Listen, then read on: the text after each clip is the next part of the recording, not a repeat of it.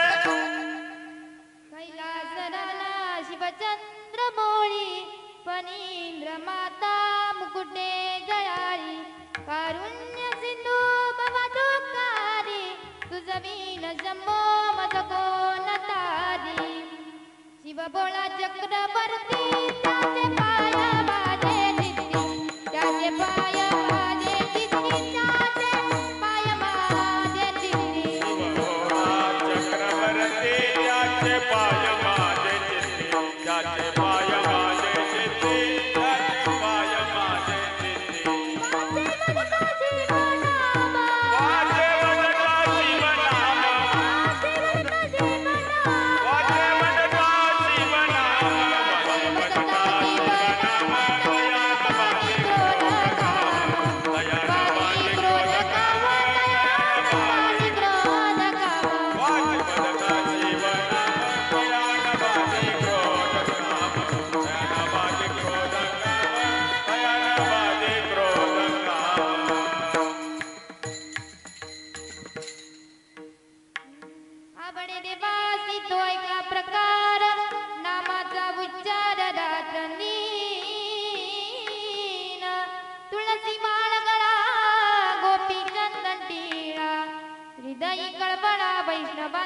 विठ्ठल विठ्ठल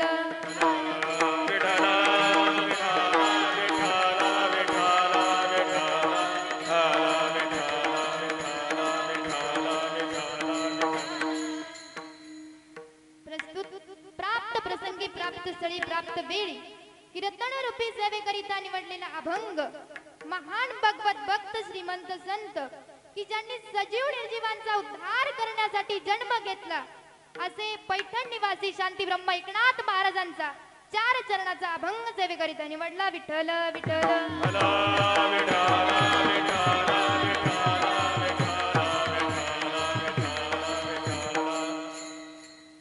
एकनाथ महाराज या अभंगातून सांगताय की आवडे देवासी तो ऐका प्रकार कोणता प्रकार तो देवाला आवडतोय नामाचा उच्चार रात्रंदिन भगवान परमात्म्याला त्याचं नाव घेतलेलं फार आवडतंय जो भक्त त्या भगवान परमात्म्याचं नाव दिवस रात्र घेतोय तो भक्त देवाला आवडतोय तर दुसरा प्रकार कोणता सांगितला एकनाथ महाराजांनी तुळसी माळ गळा गोपी चंदन टिळा हृदयी कळबळा वैष्णवांचा ज्या भक्ताच्या गळ्यात पवित्र अशी तुळशीची माळ आहे कपाळावरती चंदनाचा टिळा आहे आणि हृदयी म्हणजे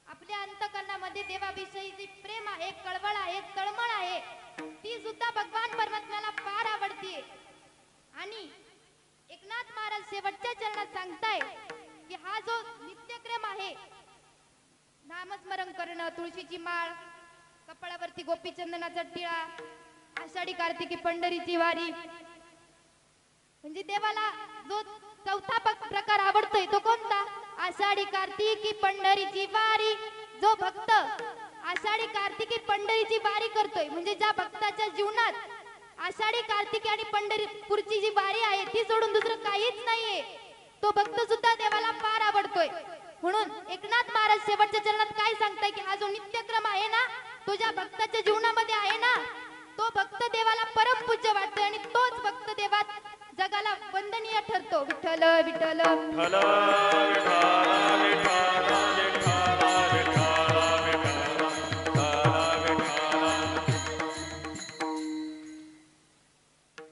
अभंगाकडे वळण्यापूर्वी अल्पसा पर्याय देणं हे वक्त्याचं कर्तव्य ठरतं आपण इथे का जमलोय कशासाठी जमलोय हे आपणा सर्वांस ठाऊक आहे पण सांगणे हे माझं कर्तव्य आहे म्हणून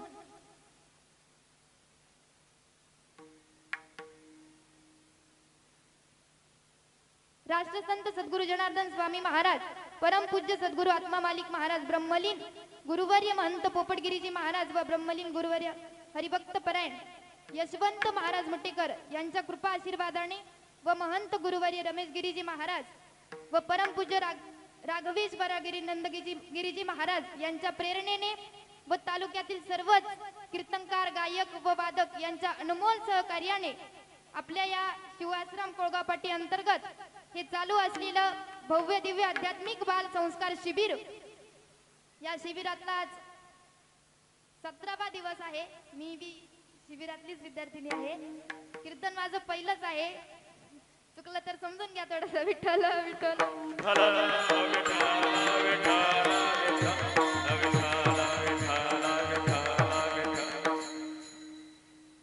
मला मार्गदर्शन करणारे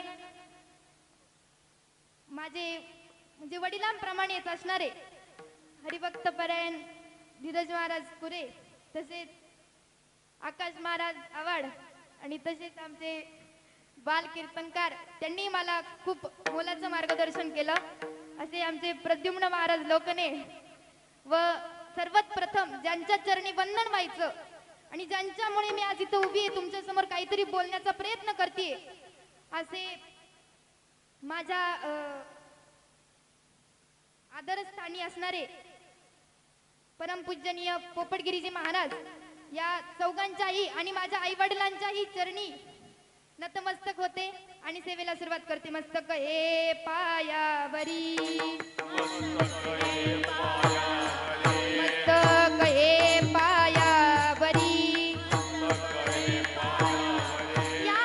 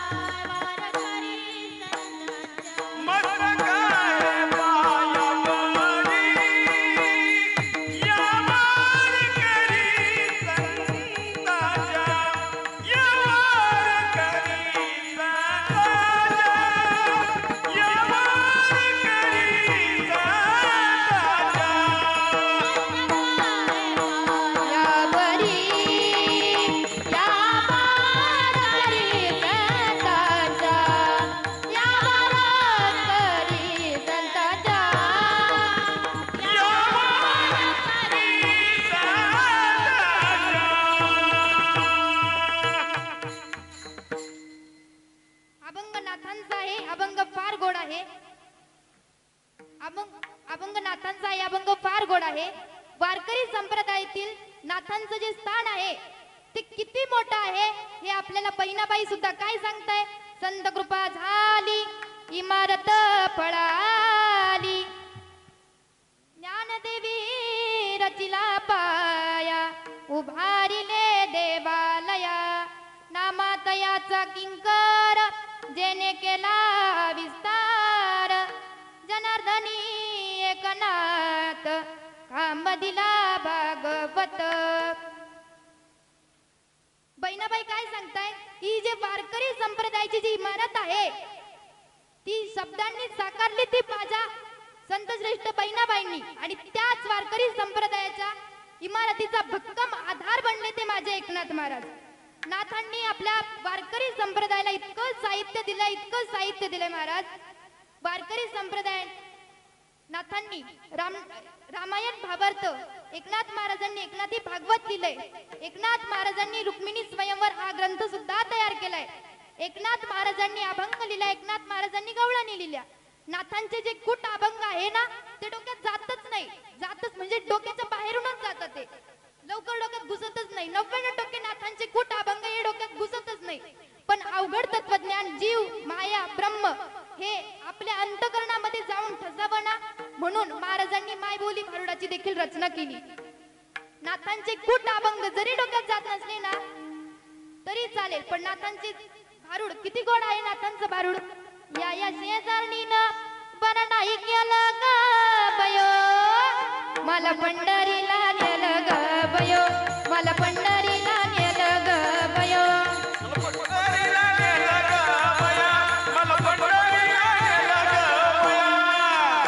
या या शेजारणीनं बरं नाही केलं ग बयो, मला पंढरीला नेलं ग बयो, मला पंढरीला नेलं ग बयो, मला पंढरीला नेलं ग बयो.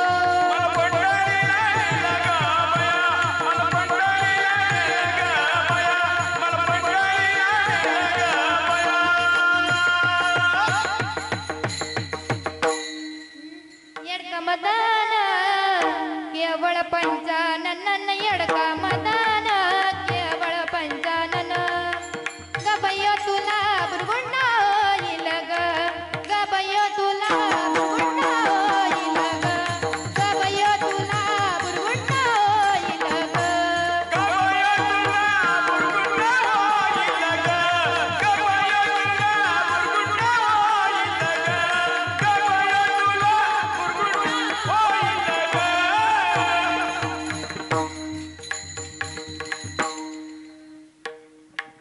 किती गोड वाटलं नाथांचं भारुड, ऐकायला छान वाटलं का? वाटलं ना? बघा, नाथांची भाषा जेवढी कठीण आहे तेवढी सोपी सुद्धा आहे. नाथांनी जे अवघड बोध आहे ते साध्या सोप्या भाषेत मायबोलीमध्ये मांडला.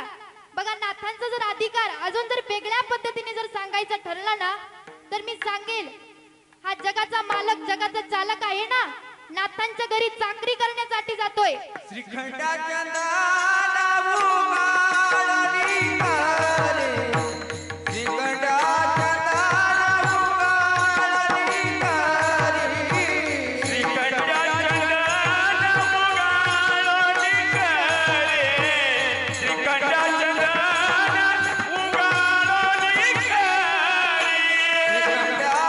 दारावर उभारली गारे.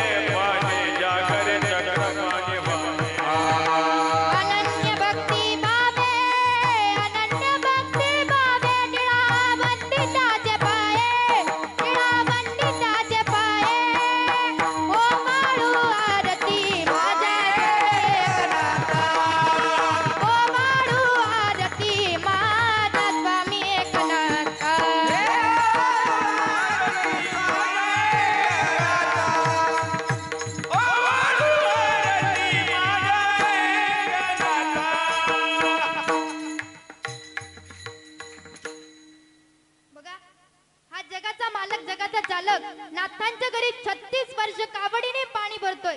बघा आपला जसा स्वभाव असतो ना तसा देवाचा सुद्धा एक स्वभाव आहे. कोणता?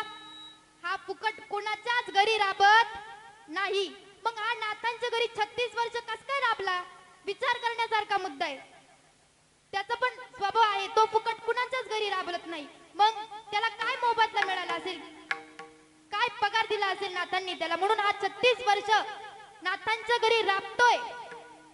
हा स्वतः सांगतोय की मी फुकट कुणाचा काटा सुद्धा काढत नाही. आमचे संत सुद्धा काय सांगताय?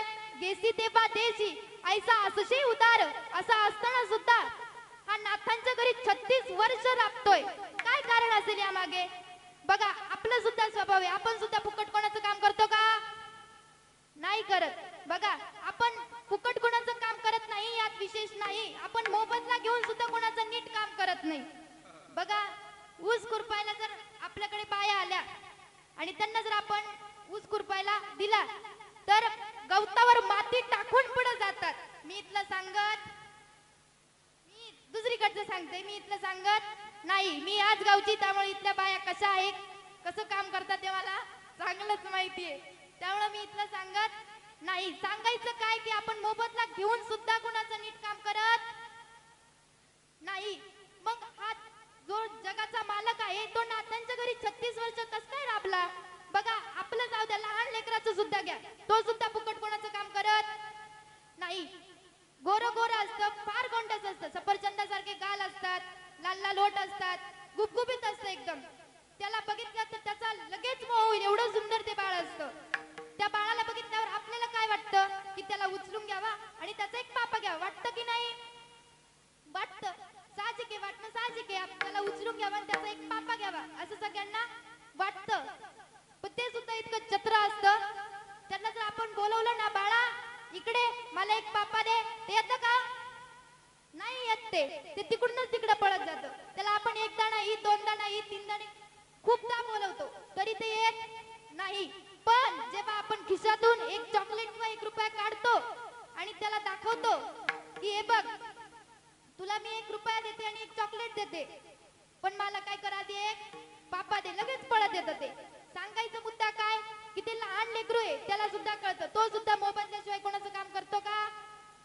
नाही करत. मग आज जगाचा मालक कसं कसं कसं त्यांनी नाथांच्या घरी 36 वर्ष काम केलं? विचार करण्यासारखा मुद्दा आहे.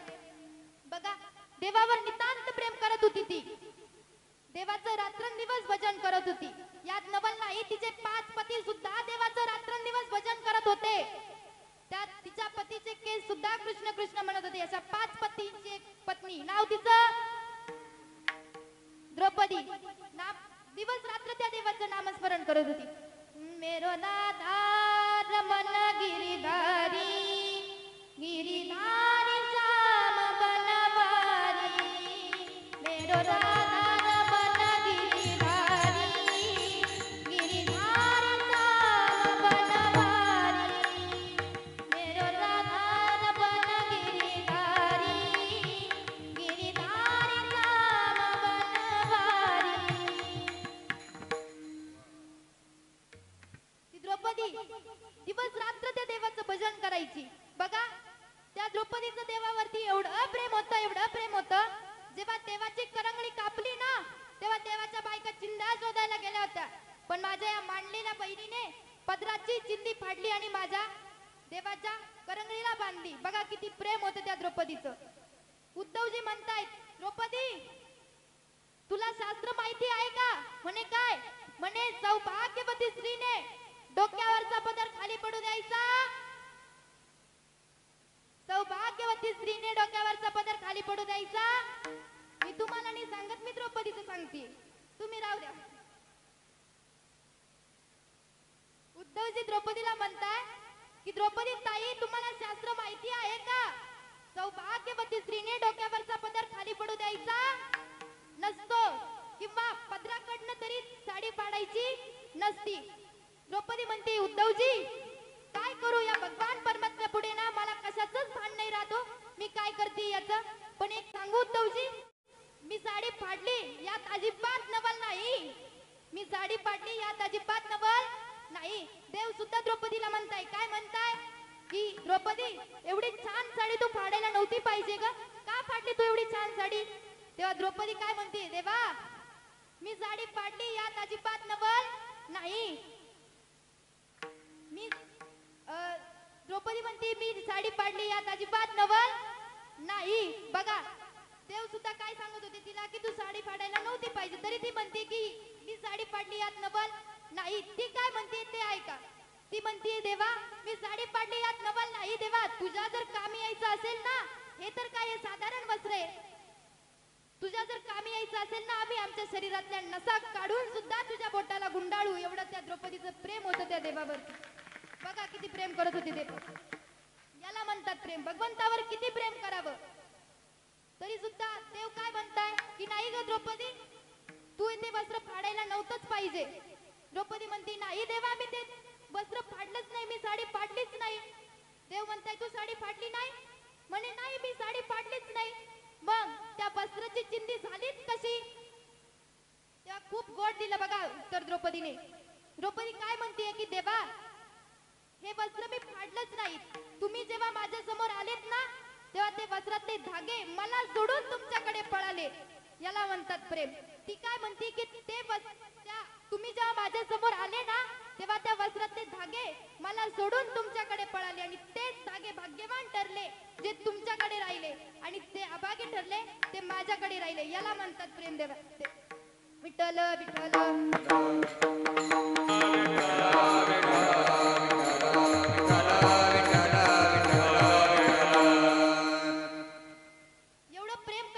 द्रौपदीवर सुद्धा एकदा दुर्वासांसारखं संकट आलं होतं महाराज. बघा दुर्वास ऋषी द्रौपदीकडे अन्न मागण्यासाठी येत आहे, तेव्हा द्रौपदीकडे काहीच नव्हतं. तेव्हा द्रौपदी देवाला अर्थ हाक मारते, कृष्णा दावरे लवकरी संकट पडले भारी, हरी तू आमचा कैवारी आले दुःख निवारी. देवाने जेवतं ताट दूर लोटलं आणि त्या द्रौपदीच्या हाकेस धावून गेला आणि म्हणतोय काय ग द्रौपदी एवढ्या रात्री तू मला का वास दिलास? तेव्हा द्रौपदी म्हणते देवा दुर्वास ऋषी आले, त्यांना जेवायला पाहिजे, काहीतरी सोय कर. तेव्हा देव काय म्हणताय की माझ्याच पोटातली आग पेटली, मी कशी दुसऱ्यांच्या पोटातली आग विझवू? मलाच तू पहिले काहीतरी खायला दे. द्रौपदी म्हणते अरे देवा तुलाच जर काहीतरी खायला असतं तर मी यांनाच नसतं काही दिलं. तू अडचणीच्या वेळेस अडचण नकोच करू रे बाबा. देव म्हणताय नाही द्रौपदी मला काहीतरी खायला दे. तेव्हा द्रौपदीने थाळी आणली मधून, त्या थाळीला अन्नाचा एक कण चिकटलेला होता. तो कण भगवान परमात्म्याने खाल्ला आणि तृप्तीचा डेकर दिला आणि दुर्वास ऋषींना जेवू घातले. बघा मला सांगण्याचं तात्पर्य काय की तो देवाने घेतला, आधी काय घेतलं? अन्नाचा कण, मग त्या ऋषींना जेवू घातलं. म्हणजे मला सांगायचं काय होतं की हा फुकट कुणाचंच काम करत नाही करत. बघा त्याचा बालमित्र होता, एका ताटात जेवत होते, एका अंथरुणात झोपत होते, एका गुरुची विद्या घेत होते, पण त्या मित्राकडून सुद्धा आधी मुठभर पोहे घेतले, मग त्याला दिली काय? सोन्याचा गाव सुदामा ब्राह्मण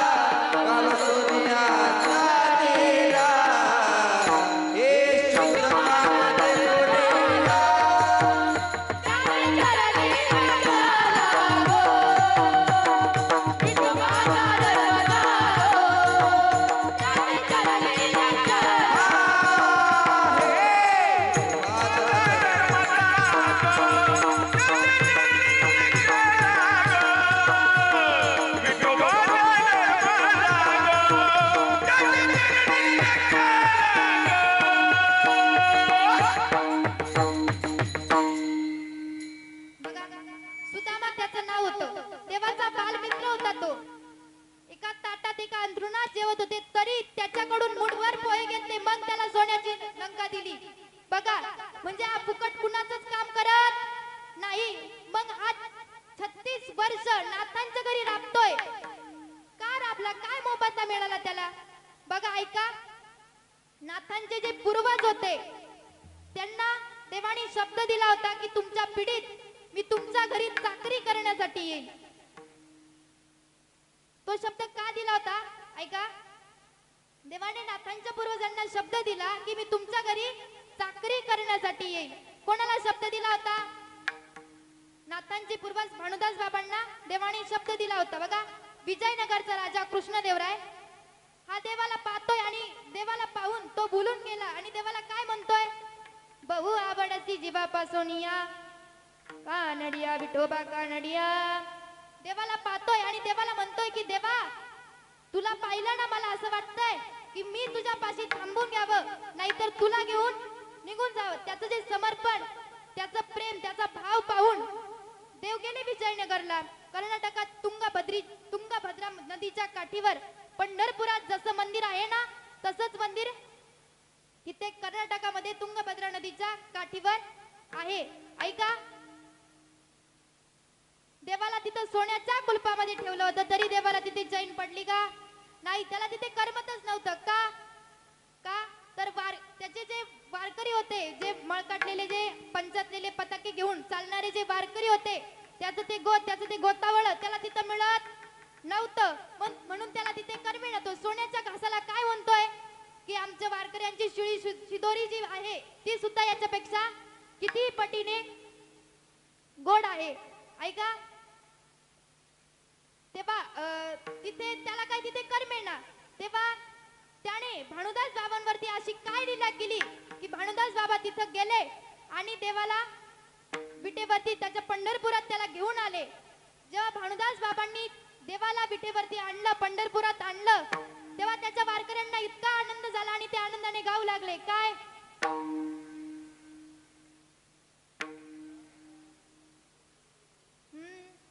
लावण्याचा गाभा, लावण्याचा गाभा, त्रैलोक्याची शोभा. लावण्याचा गाभा, लावण्याचा गाभा, लावण्याचा गाभा, त्रैलोक्याची शोभा.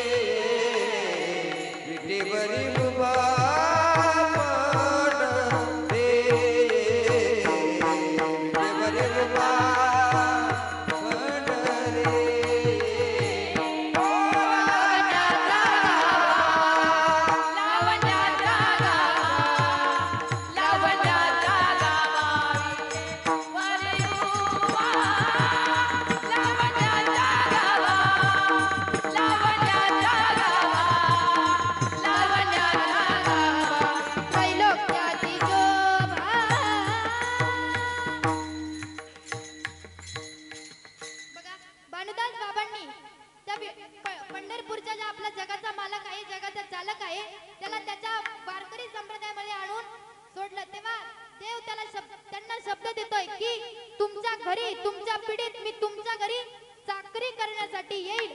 आणि तो शब्द देवाने नाथांच्या कार्यकालात पूर्ण केला. म्हणजे या मागे नाथांची जी भक्ती होती ती कारणीभूत होतीच, तरी सुद्धा देवाने त्यांच्या घरी चाकरी करण्यासाठी आला. आणि अशा ज्या वारकरी संप्रदायाचा जे भक्कम आधार बनले, या वारकरी संप्रदायाचे म्हणजे ज्यांच्या घरी देव स्वतः राबतोय, असा ज्यांचा अधिकार आहे, त्यांच्याकडे एक साधक आला आणि साधक म्हणतोय की माझ्या आवडीचं होण्यासाठी मला काय करावं लागेल. तेव्हा नाथ महाराज त्याला सांगताय की अरे, तुला जर तुझ्या मनासारखं घडावं असं तुला वाटत असेल ना, तर तू त्या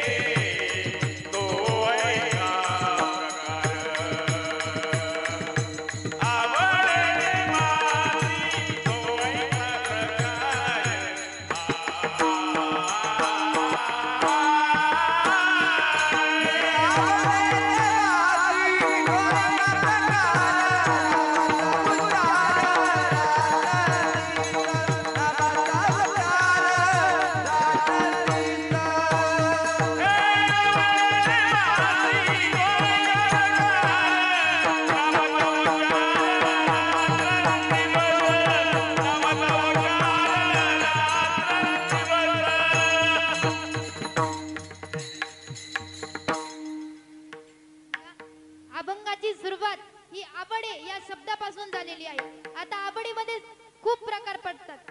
लहान मुलांची आवड वेगळी, तरुणांची आवड वेगळी, स्त्रियांची आवड वेगळी, म्हाताऱ्या माणसांची आवड वेगळी, माझ्या संतांची आणि देवाची आवड वेगळी. मग त्या आवडीमध्ये सुद्धा बरेच प्रकार पडतात.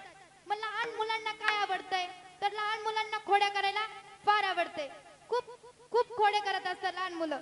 बघा, बसले ना कोणाला तरी चिमटाच घेईल, नाहीतर याला बुक्की मार, त्याची शेंडी ओढ, याचा बुक्का मार, अशा त्याच्या खोडी चालूच असतील. आता हे बघा, इथं बसलेत, यांच्या काहीतरी खोड्या बसल्या बसल्या चालूच असतील. उगाच ते महाराजांनी त्यांच्याकडे बघितलं तर तेवढ्या पुरतं ते शांत बसता, नाहीतर त्यांच्या महाराजांच्या नकळत काहीतरी खोड्या चालूच असतील. सांगायचं तात्पर्य काय, लहान लेकरांना खोड्या करायला फार आवडतं. एक सांगून जाईन, एका गावामध्ये गावच्या पाटलांचे 2 मुलं होते. इतके खोडकर होते, इतके खोडकर होते, इतके खोडकर होते की त्यांच्यासारखी खोडकर मुलं अख्ख्या गावामध्ये शोधून सापडणार नाही, इतके खोडकर मुलं होते. ते मुलं इतकी खोडी करायचे की गाव सुद्धा त्यांना इतकं कंटाळलं होतं. एके दिवशी त्यांच्या गावात एकादशी निमित्त कीर्तन होतं आणि ते कीर्तन झाल्यानंतर गावच्या पाटलांनी त्या कीर्तनकार महाराजांना घरी येण्यासाठी, चहा पिण्यासाठी बोलावलं. तेव्हा ते सगळ्या गावाचा मान मोडला तरी चालेल, पण पाटलांचा मान कधीच मोडू नये, म्हणून अशा हेतूने ते कीर्तनकार महाराज त्या पाटलांच्या घरी चहा पिण्यासाठी जातात. आता त्या कीर्तनकार महाराजांना माहित असतं की त्यांची मुली इतकी खोडकर आहे, मग ते त्यांच्या घरी गेले असते का, नसते गेले. पण त्यांना त्यांच्या मुलांबद्दल काहीच माहिती नव्हतं, म्हणून ते पाटलांच्या घरी चहा पिण्याकरिता गेले. गेल्यानंतर पाटलांनी त्यांना सोफ्यावरती बसवलं. पाटील खुर्चीवरती बसले. पाटलीनबाईंना आवाज दिला की पाटलीनबाई 2 कप चहा ठेवा. पाटलीनबाई म्हटली, जी ठेवते. तेव्हा पाटलीनबाईंनी चहा ठेवला आणि इकडं पाटलांच्या आणि कीर्तनकार महाराजांच्या खूप गप्पा रंगल्या होत्या. खूपच गप्पा त्यांच्या रंगल्या होत्या. पण त्यांच्या त्या गप्पांचा रंग बेरंग करण्यासाठी त्या पाटलांचा मुलगा पळत पळत तिकडून आला. मातीच खेळत होता, हात नाही धुतले, पाय नाही धुतले, तसाच पळत आला. तसा महाराज जिथे बसलेले होते ज्या सोफा सेटवर, तिथं आला आणि दणकन महाराजांच्या शेजारी बसला. दणकन महाराजांच्या शेजारी बसले तर महाराज टुणकून वर उडाले. 2 तास छताला लटकलेले होते. खाली आल्यावर ते स्वतःलाच चिमटा घेऊन बघताय, जिवंत आहे की गेलो. म्हणजे ते कीर्तनकार चिडले. ते म्हटले, या मुलाला एवढी पण शिस्त नाही का, कसं बसायचं. 5-10 मिनिटांनी तो मुलगा कीर्तनकार महाराजांच्या शेजारी बसलेला होता. हळूच त्याने महाराजांच्या पिशवीत हात घातला. आता महाराजांच्या मनात झाली खालगुल सुरू. याने पिशवीतून सगळं काढावा, पाकिट सोडून. पाकिट जर काढलं तर माझे दिवसभराचे हालच होते, चांगले हाल होते, कारण त्यांच्या खिशात 1 रुपया सुद्धा नव्हता. म्हणून कीर्तनकार महाराजांनी त्या मुलाला हळूच चिमटा घेतला आणि तो जो मुलगा होता खोडकर, तो फक्त कुई केला आणि त्याने बाजूला सरकला. पण मनात त्याचं काय चालू होतं, बदला लुंगा. त्याने बदला घ्यायचं ठरवलं. 5-10 मिनिटांनी तो त्या महाराजांजवळ परत येऊन बसला. शेंडी चोडेल, गालातच मारेल, इकडूनच मारेल, चिकू करेल. ते महाराज खूप चिडले, खूप म्हणजे खूपच चिडले. मग पाटलांनी त्या मुलाला घराबाहेर काढून दिलं. घराबाहेर काढून दिल्यानंतर पाटलीनबाई चहा घेऊन आल्यानंतर त्या महाराजांच्या मनात चालू झालं, मुलगा काय आपल्याला इथे शांत बसून देणार नाही, त्यापेक्षा चहा प्यावा आणि पटकन इथून सुटावा. या हेतूने ते जे कीर्तनकार महाराज आहेत त्यांनी कप घेतला, बशीत चहा होतला, चहा पिणारच. मुलगा परत आला आणि बशीच्या पुढच्या बाजूने बसला आणि चहा प्यायला सुरुवात केली. आणि हिवाळ्याचा महिना चालू होता. मुलाला फार सर्दी झालेली होती. इतकी सर्दी झालेली होती, बोलण्याच्या नादात चहाची वाफ त्याच्या नाकात गेली आणि तो मोठ्याने शिंकला. नंतर काय झालं, अवघा रंग एक झाला, अवघा रंग एक झाला. म्हणजे बघा, इतकी खोडकर मुली असतात. विठ्ठल विठ्ठल विठ्ठल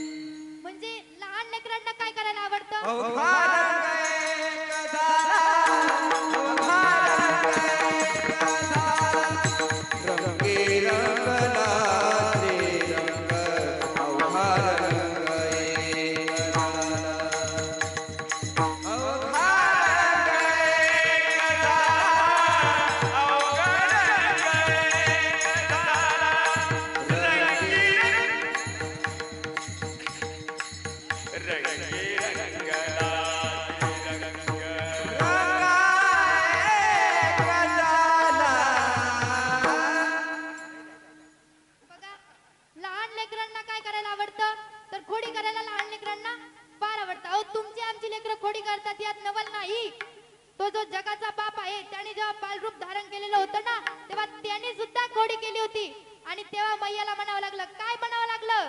घोड्या नको करू माझे बाबा, माझे बाबा, घोड्या नको करू माझे बाबा, माझे बाबा, घोड्या नको करू माझे बाबा, माझे बाबा, घोड्या नको करू माझे बाबा,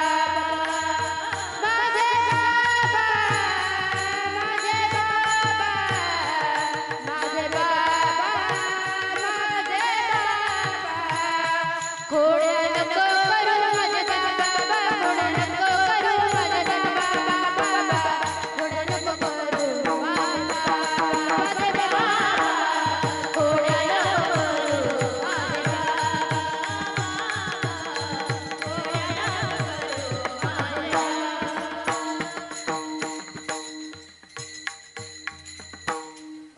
लहान लेकरांना घोड्या करायला आवडते. ही झाली लहान लेकरांची आवड.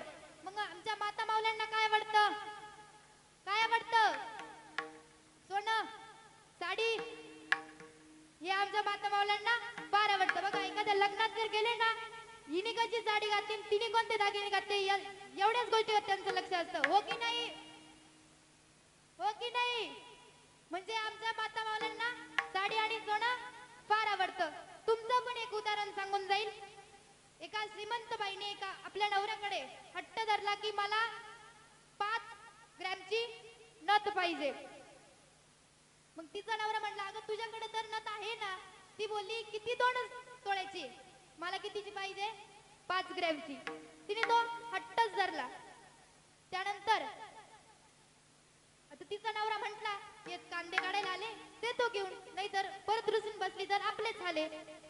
मग दुकानात गेला आणि तिला 5 ग्रॅमची नथ आणून दिली.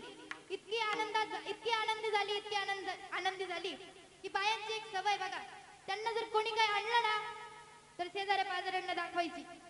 एक सवय आहे की नाही तुमची? दाखवता की नाही? मग तिने सुद्धा त्या नथ दाखवण्यासाठी तिने शेजारच्या पाजाऱ्यांना चहा पिण्यासाठी आपल्या घरी बोलावलं आणि मग तिने ती नथ त्यांना घालून दाखवली. त्या बाया तिच्या तोंडापर्यंत एवढंच म्हणत होत्या, लई लक्ष्मीच दिसते, जणू तू लक्ष्मीच दिसते. आणि घराबाहेर गेल्यावर काय म्हणायचा? काय भुतड दिसत होत ते.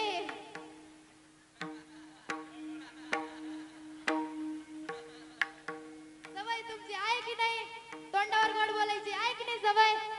त्या बाया तिला तोंडावरती गोड बोलायची की तू लक्ष्मीच दिसते. तिला इतका आनंद झाला. दुसऱ्या दिवशी मकर संक्रांतीचा सण होता. पहाटे लवकर उठली, साडी नेसली, दागिने घालायला सुरुवात केली. कुठून सुरुवात केली? पुतळ्या डोरल्या टाकळ्या, पैंजण कमरेला कंबरपट्टा. पुतळ्या डोरल्या टाकळ्या, पैंजण कमरेला कंबरपट्टा. नागाचं कालोनी, समजा थाटमाट करणी, समजा थाटमाट करणी. नेसले गा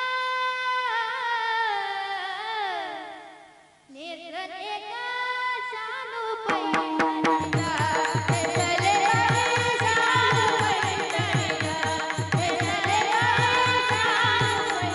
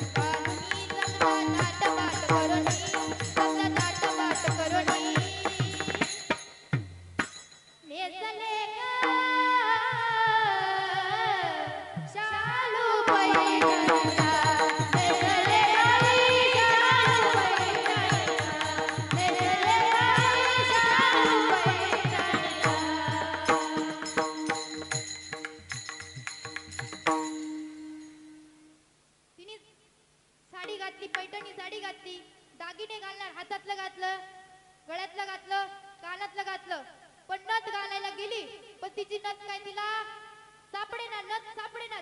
जशी जशी नथ सापडेना तशी तिच्या तोंडावरती 12 वाजायला लागले. तिचा नवरा तिकडून आला आणि तो म्हणला, पप्प्याची माय बाहेर सगळ्या आल्या की तुला नाही जायचं का? ती म्हणे, जायचंच होतं पण तुम्ही दिलेली काल ती नथ मला काय सापडेनाच. दोघही शोधायला लागले पण ती नथ काय सापडेनाच. मग ही मोठ्या मोठ्याने रडायला लागली. मग तिचा नवरा तिला काय म्हणतोय की तू रडू नको, मी तुला दुकानातून 5 ग्रॅमची नवीन नथ आणून देतो. नवीन नथ आणून देतो म्हणलं होती, खळकण हसायलाच लागली. तर तो काय म्हटला की अगोदर मला 1 कप चहा ठेव. चहा ठेवायला गेली, पातीला ठेवलं, पातीलात पाणी टाकलं, चहा पावडर टाकली, साखर टाकणार, त्या ओंजळीत तिची नथ आली, मोठ्याने आली, पप्प्याचा बाप नथ सापडली, आता चहा तुम्हीच गाळा आणि तुम्हीच प्या, मी चालले. आणि तिथून निघून गेली. विठ्ठल विठ्ठल.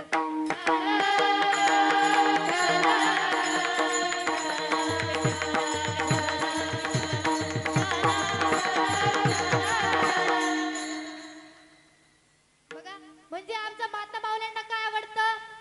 सोनं आणि साडी. मग आमच्या पुरुष दादा मामा काकांना काय आवडतं? काय आवडतं? काय आवडतं?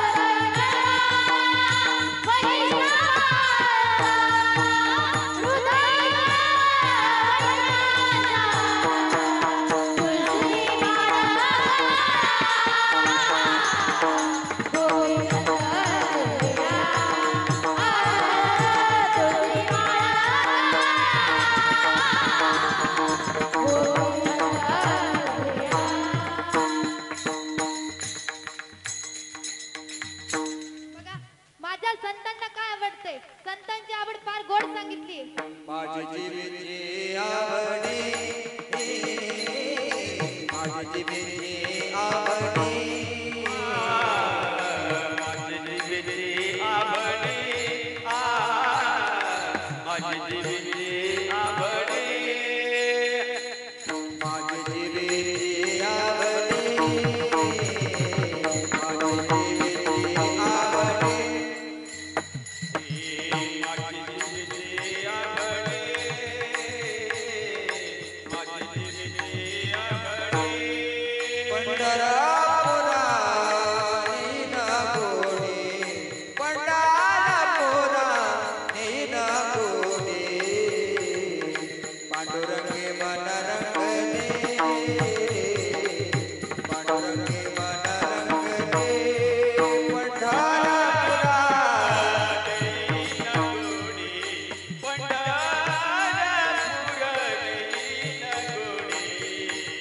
पांडुरंगी मन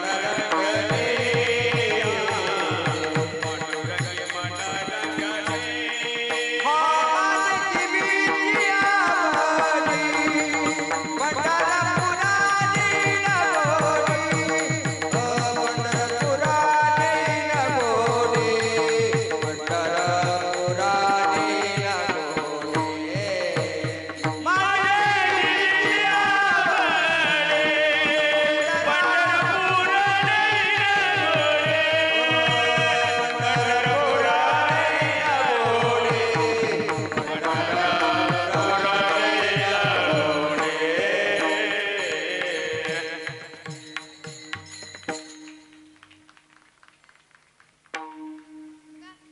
संतांची आवड फार गोड सांगितलेली आहे. माझ्या जीवीची आवडी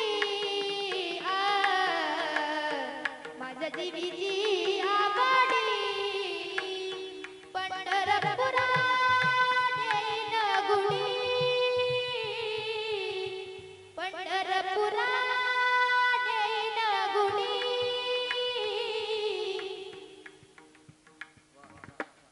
माझ्या जीवीची आवडी पंढरपुरा नेईन गुडी पांडुरंगी मन रंगले. ही माझ्या संतांची आवड सांगितली. मग माझ्या देवाला काय आवडतंय? तुळशी माळ गळा गोपी चंदन टिळा हृदयी कळवळा वैष्णवांचा. बघा देवाला जर प्राप्त करायचं असेल ना तर हा प्रसंग आहे. खऱ्या अर्थानं मायबाप गळ्यामध्ये तुळशीची माळ घाला गोपी चंदनाचा टिळा लावा. बघा काही काही वारकऱ्यांना जर विचारलं ना की माऊली तुमची माळ तर ते सांगतात की माझी मनाची माळ आहे. पण खरं सांगा मनाची माळ घालणं खरं योग्य आहे का? तर नाही. मनाची माळ घालणं हे योग्य नाही. बघा आपल्याला कधी कधी मनाची बायको सुद्धा चालत नाही तर ती मनाची माळ काय चालेल? बघा एखाद्या स्त्रीचं आणि पुरुषाचं जर लग्न झालं तर स्त्री त्या पुरुषाला म्हणते की मी तुमची आयुष्यभर सेवा करीन, तुम्ही काय सांगाल ते सगळं ऐकल, पण मी मंगळसूत्र घालणार नाही. चालेल का तुम्हाला? नाही. मग त्या भगवंताचं जर आवडीचं जर व्हायचं असेल तर गळ्यामध्ये काय घाला? तुळशीची माळ गोपी चंदनाचा टिळा लावा.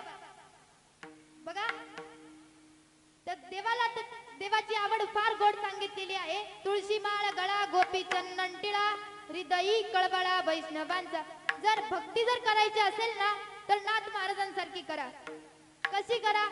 बघा एकदा एक गृहस्थ नाथ महाराजांकडे येतोय आणि नाथ महाराजांना आल्यावर नाथ महाराजांना साष्टांग प्रणिपात करतोय. तेव्हा नाथ महाराज त्याला विचारताय की कुठून आलात? तेव्हा ते सांगताय की मी काशीवरून आलोय. काशीवरून म्हणजे काशीवरून आलेलो आहे. काशी विश्वेश्वराचा मी गृहस्थ आहे. मग इथे का आलाय? कशासाठी आलाय? काय काम आहे तुमचं? तेव्हा तो गृहस्थ एकनाथ महाराजांना सांगतोय की काल रात्री झोपेत माझ्या स्वप्नात देव आले होते. तेव्हा एकनाथ महाराज तडकन उठले आणि त्या गृहस्थाचे पाय धरले. पाय का धरले? कारण एकनाथ महाराज त्याला म्हणताय की मी एवढ्या वर्षापासून देवाची भक्ती करतोय, देव अजून माझ्या स्वप्नात आले नाही, देव तुमच्या स्वप्नात आले म्हणजे तुम्ही फार महान आहेत, फार थोर पुरुष आहात तुम्ही. एकनाथ महाराज त्या गृहस्थाचे पाय सोडायलाच तयार नाही. गृहस्थ सांगताय अहो महाराज, एकनाथ महाराज देव माझ्या स्वप्नात आले पण त्यांनी मला काय सांगितलं ते तर ऐका. काय सांगितलं की स्वप्नात येऊन देव मला म्हटले, तुला जर माझं चतुर्भुज रूपात दर्शन घ्यायचं असेल ना, तर मी पैठण निवासी शांतीब्रह्म एकनाथ महाराजांच्या घरी काम करतोय, तुला तिथे माझं चतुर्भुज रूपात दर्शन होईल. तेव्हा नाथ महाराजांच्या पायाखालची जमीन सरकली आणि डोळ्यात गळागळा पाणी येऊ लागले. रडताय नाथ महाराज. तेव्हा नाथ महाराज त्यांच्या पत्नीला म्हणजे गिरिजाईला आवाज देताय, गिरिजाई बाहेर ये. गिरिजाई आली आणि गिरिजाई नाथ महाराजांना म्हणते की महाराज नेमकी काय झालं, तुमच्या डोळ्यात पाणी काय येतंय, तुम्ही रडताय, हा गृहस्थ तुमच्या पाशी आलाय आणि त्यानंतर तुमच्या डोळ्यात पाणी आलंय, नेमकी काय घडलंय. तेव्हा एकनाथ महाराज गिरिजाईला सांगताय की गिरिजाई, हा गृहस्थ म्हणतोय की काल रात्री त्याच्या स्वप्नात देव आले आणि देवाने त्याला सांगितलं की मी पैठण निवासी शांतीब्रह्म एकनाथ महाराजांच्या घरी काम करतोय, तुला तिथं माझ्या चतुर्भुज रूपात दर्शन होईल. गिरिजाई, हा श्रीखंड तर नसावा. त्या श्रीखंडाला आवाज देताय, श्रीखंड्या. श्रीखंड बाहेर गेलाय, पाणी भरण्यासाठी श्रीखंड बाहेर गेलाय. वाट पाहताय पण श्रीखंड येत नाही. तेव्हा नाथ महाराजांनी टाळच फोडला. नाथ महाराज मोठ्याने भजन करताय. सर्वांनी टाळी वाजून भजन करा. विठ्ठल विठ्ठल विठ्ठल हरी ओम विठ्ठल विठ्ठल विठ्ठल विठ्ठल हरी ओम विठ्ठल. हो विठ्ठल विठ्ठल विठ्ठल पांडुरंग विठ्ठल. विठ्ठल विठ्ठल विठ्ठल पांडुरंग विठ्ठल. विठ्ठल विठ्ठल विठ्ठल विठ्ठल विठ्ठल विठ्ठल. विठ्ठल विठ्ठल विठ्ठल विठ्ठल विठ्ठल विठ्ठल. विठ्ठल विठ्ठल विठ्ठल विठ्ठल विठ्ठल विठ्ठल विठ्ठल.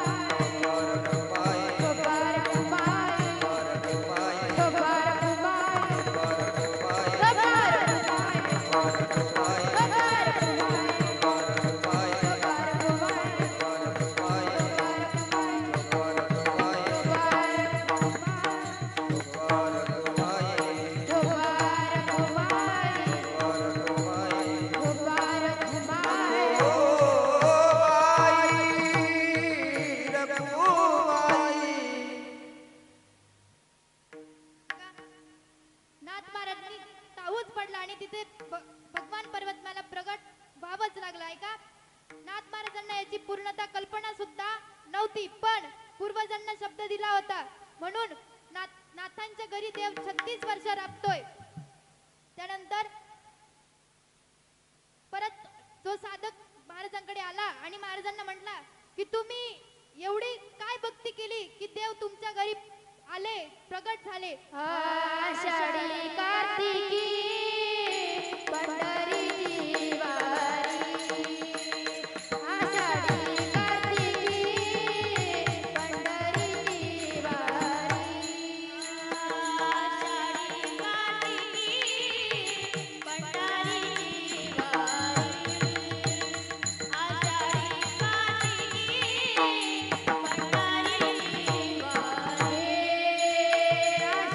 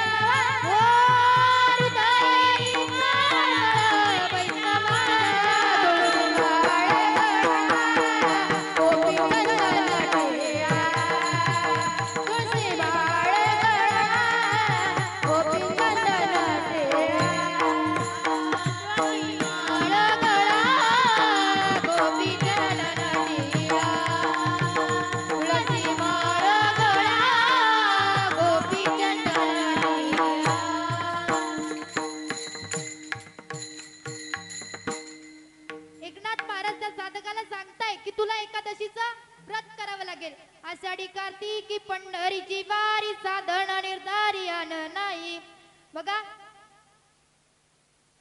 नाथराज आपल्या या अभंगामध्ये काय सांगताय, देवाला कोणते कोणते प्रकार आवडताय हे नाथ महाराजांनी आपल्याला या अभंगाद्वारे सांगितलंय. बघा, आवडे देवासी तो ऐका प्रकार, नामाचा उच्चार रात्रंदिन, तुळसी माळ गळा गोपी चंदन टिळा, हृदयी कळवळा वैष्णवांचा. आषाढी कार्तिकी पंढरीची वारी साधन निर्धारी अन नाही. तुळसी माळ गळा गोपी चंदन टिळा, हृदयी कळवळा वैष्णवांचा. बघा नाथ महाराज या अभंगातून सांगते की हे जे चार ज्या आवडी सांगितल्या ना, त्या आवडी ज्या भक्ताच्या जीवनात आहे, तो भक्त देवाला काय वाटतोय, परमपूज्य वाटतोय. या अभंग नाथ महाराज अभंगाच्या शेवटच्या चरणात एका जनानी आईचा ज्याचा नेम, एका जनानी आईचा ज्याचा नेम, एका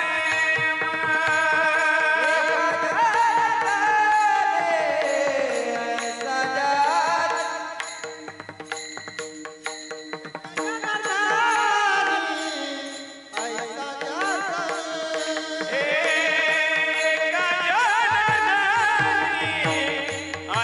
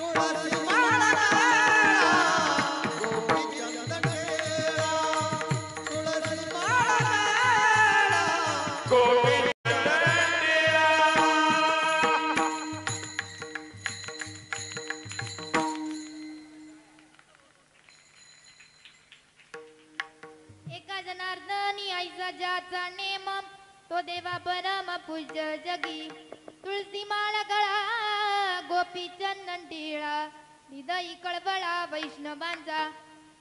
बघा जाता जाता एवढंच सांगेल की आई वडिलांची सेवा करा. बघा या विद्यार्थ्यांना इथं त्यांच्या आई वडिलांनी घडवण्यासाठी ते पाठवलंय. ते जर घडले तर कुठेतरी त्यांच्या आई वडिलांचंच नाव निघणार आहे. काय असते ती आई आणि काय असतो तो बाप. ऐका. पुरा मंदी माया त्याच्या काळ्या मेघवानी साखर नाकानी कुणा डोळ्यात लपानी जिजू जिजू संसाराचा गाडा कला रे वटावती आसू जरी कला बाकला रे घडीभर तू थांब जरा ऐकण्याची दापर लई अवघडा हे गड्या उमगाया बापर उमगाया बापर लई अवघडा हे गड्या उमगाया बापर उमगाया बापर. पुराणी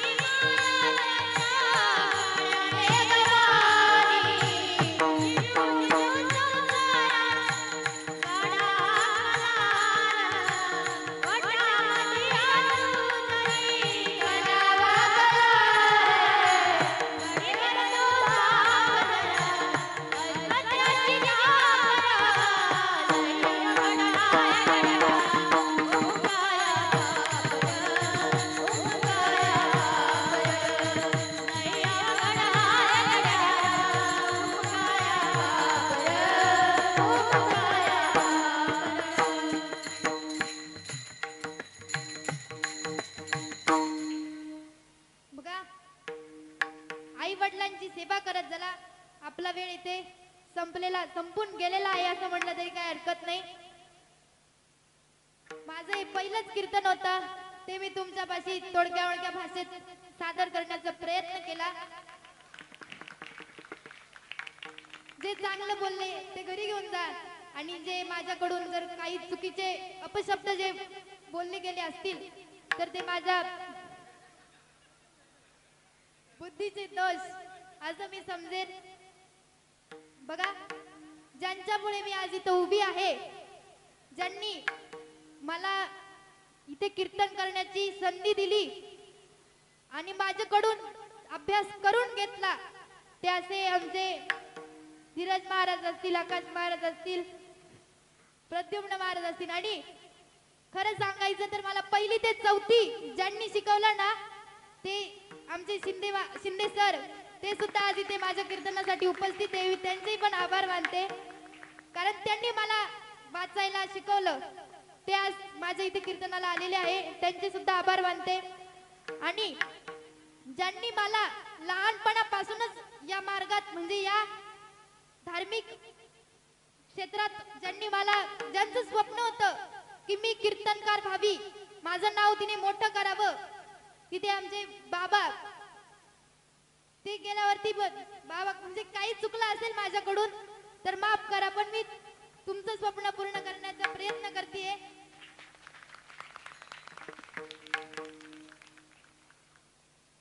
ज्ञानेश्वर माऊली ज्ञानेश्वर माऊली तुकाराम ज्ञानेश्वर माऊली ज्ञानेश्वर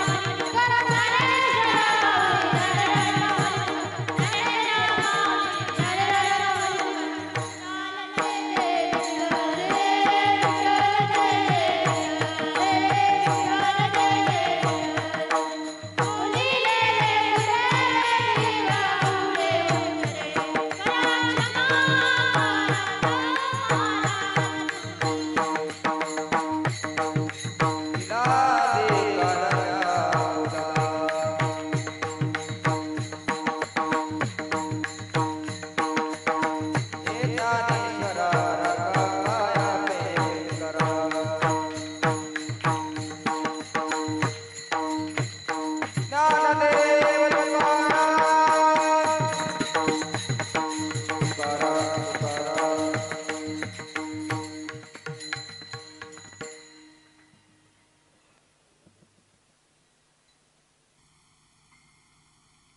विश्वगुरु श्री संत निवृत्तीनाथ दादा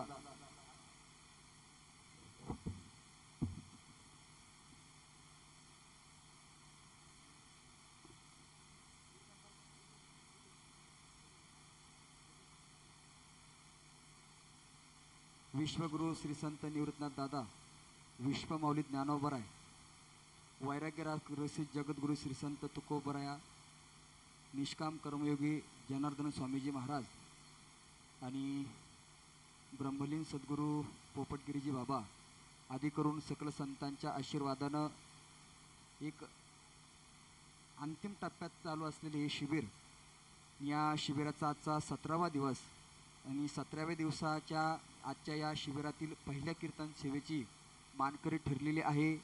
खऱ्या अर्थानं ज्यांच्या आशीर्वादाने हे शिबिर पार पडतंय, ज्यांच्या मार्गदर्शनानं हे शिबिर पार पडतंय, ज्यांच्या सहकार्याने हे शिबिर पार पडतंय, ज्यांच्या पुढाकाराने हे शिबिर पार करतंय, अशा सर्व महात्म्यांसाठी, सर्व साधकांसाठी, सर्व सेवेकऱ्यांसाठी, सर्व पूजनीय लोकांसाठी एकदा जोरदार टाळ्या वाजवा. कारण की या सर्व मंडळींसाठी बोलण्यासाठी डुबे सर, शिंदे सर, तुम्ही जाणकार मंडळी आहात, यांच्याविषयी बोलण्यासारखं खूप काही आहे. पण यांच्यासाठी एकच शब्द वापरतो, काय वानू आता न पुरे वाणी मस्तक चरणी ठेवीत असे, हा माझ्या अंतकरणातला भाव आहे. बघा, खरं सांगायचं तर या धर्मकार्यासाठी अनेक थोर मंडळींनी आपल्या प्राणांची आहुती दिली, अनेक लोकांनी आपल्या आयुष्याचे आयुष्य सांडलं. ज्या आश्रमात आपण स्थित आहोत